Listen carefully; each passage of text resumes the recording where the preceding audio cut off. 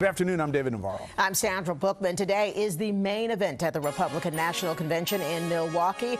Here's a live look outside the arena there in Wisconsin, where former President Trump will take that stage tonight to officially accept the Republican nomination for president. Trump says his speech tonight will call for unity, a major departure from what he says he originally planned to say, the change coming in the wake of an assassin's bullet almost taking his life. Eyewitness News reporter Kemberly Richardson live in Milwaukee with the latest. Kemberly?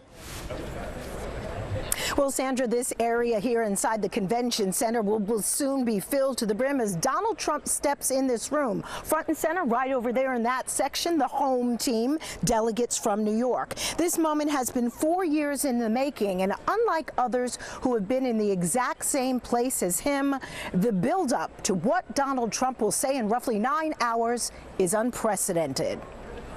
Please welcome the next president of the United States.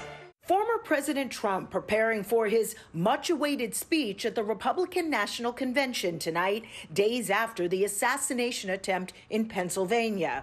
Trump saying he threw out his original speech he planned to deliver at day 4 of the RNC, instead penning one that is more unifying. Last night, Trump watching his running mate, Ohio Senator J.D. Vance. Now, I pledge to every American, no matter your party, I will give you everything I have. Then this overnight. The president has been at many events, as we all know, and he just tested positive for COVID. Mr. President, how do you feel? How do you feel? The 81-year-old returning to his vacation home in Delaware after being diagnosed with COVID.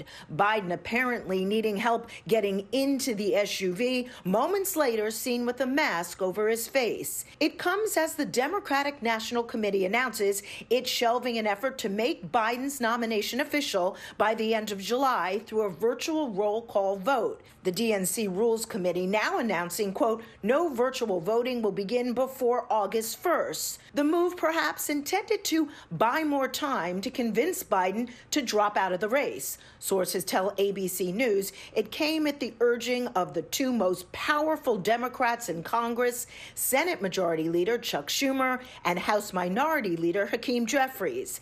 ABC's Jonathan Karl. I just don't see how it is tenable for Joe Biden to continue as the Democratic nominee, president and Democratic nominee in 2024, when all of the Democratic leadership is telling him very bluntly and very directly that he should get out of the race. So far, Biden is resisting all calls to drop out, at the same time praising Vice President Kamala Harris. By the way,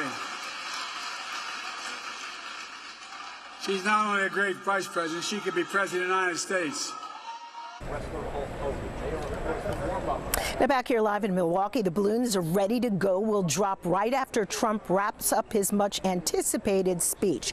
We're also learning who else will be here inside the convention center for the first time. First Lady Melania Trump, also who we will be hearing from. It is a really eclectic group. First up, former Secretary of State Mike Pompeo, professional wrestler, get this, Hulk Hogan, Trump's son Eric, UFC President Dana White, and of course Donald Trump. What I'm waiting to see tonight, any guess what music Donald Trump will walk out to? And then on the back end, when the balloons are dropping, we now learn we will hear live opera.